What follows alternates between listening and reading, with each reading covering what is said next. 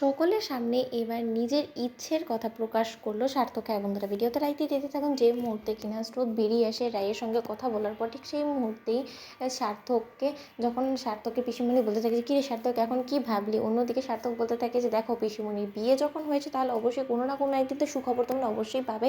এবং তার থেকেও বড় কথা, অনি দাদাভাই যে ফ্রেজটা দিয়ে এখন যাচ্ছে সেই ফ্রেজটা অবশ্যই আমারও এক্সপিরিয়েন্স করার যথেষ্ট পরিমাণে ইচ্ছে মনে জেগে উঠছে। এবং এই ইচ্ছেটাকে এখন পূরণ করার দায়িত্ব কিন্তু সম্পূর্ণরূপে স্রোতের উপরে। এখন স্রোত যদি কোনো মতে আমার এই ইচ্ছেটাকে না পূরণ করতে চায়, তাহলে তো এর পেছনে আমার কোনো রকম কোনো হাত থাকতে পারে না, তাই না? এখন তোমরা বরঞ্চ তোমাদের বৌমাকে গিয়েই বলো।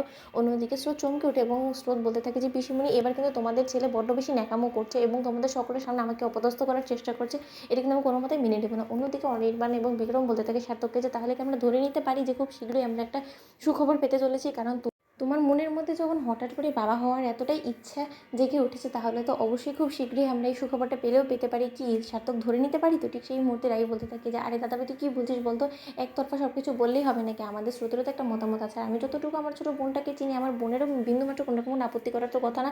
অন্যদিকে সার্থক বলতে থাকে যে দেখো রায় দিদিভাই, এই ক্ষেত্রে একটা সুবিধে কিন্তু তোমারও আছে এবং একটা প্লাস পয়েন্ট এটাই হলো যে তোমার সন্তানের সঙ্গে পিঠোপিঠি একটা সন্তান যদি আরও চলে আসে, তাহলে কিন্তু ওরা দুজনে মিলে একসঙ্গে হামাগুড়ি দিবে এবং একসঙ্গে ওরা যত দুষ্টুমি করার আছে সে সব কিছু করবে। সব কিছু তোমাকে সহ্য করতে হবে, কারণ তুমি তো আগেই আমাদেরকে বলে দিয়েছো যে তুমি আমাদের সন্তানকে মানুষ করে দিতে পারবে। কি এবার নিশ্চয়ই তোমার ছোটো বোনের কোনো রকম কোনো আপত্তি হওয়ার কথা না? অন্যদিকে সার্থককে টেনে হিচড়ে আড়ালে নিয়ে গিয়ে স্রোত বলতে থাকে সার্থক, এসব কি হচ্ছেটা কি বলো তো? তুমি শুধু শুধু মিথ্যে আশ্বাস দিয়ে সকলের মনে কেন আশার আলো জাগানোর চেষ্টা করছো বলো তো? সকলে তো এখন আমাদের সন্তানকে দেখার জন্য উঠে পড়ে লাগবে। এবার নিশ্চয়ই সেই জিনিসটা কোনো দিনও সম্ভব হবে না আমাদের মধ্যে, সেটা নিশ্চয়ই তুমি খুব ভালো করে জানো। তা জানা সত্ত্বেও তুমি কেন সকলের মধ্যে এরকম আশার আলো জাগানোর চেষ্টা করছো বলো? আমাদের সম্পর্কটা যেখানে কিনা সম্পূর্ণরূপে খোকলা, কিছুদিনের মধ্যে আমাদের ডিভোর্স হতে চলেছে, আমাদের বিচ্ছেদ হতে চলেছে, সেই সব কিছু জেনেও তুমি এরকম কেন করছো বলো তো? তোমার কাছে সব কিছুই কি একটা মজার বলে মনে হয়? অন্যদিকে সার্থক বলতে থাকে যে কেন মজা বলে মনে হতে যাবে কেন বলো তো? আমি তো সিরিয়াস মাইন্ডেই বলেছি। কেন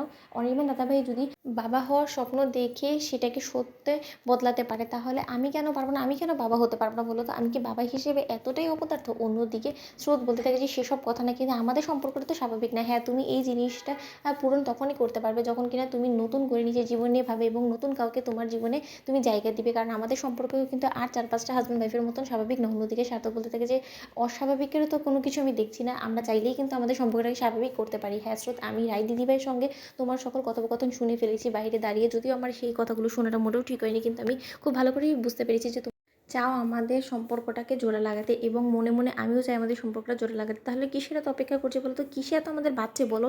সো তো এর কোনো উত্তর তোমার কাছে আদৌ আছে? তো বন্ধুরা, ভিডিওটা ভালো লাগলে লাইক এবং শেয়ার করে সাবস্ক্রাইব করতে ভুলো না।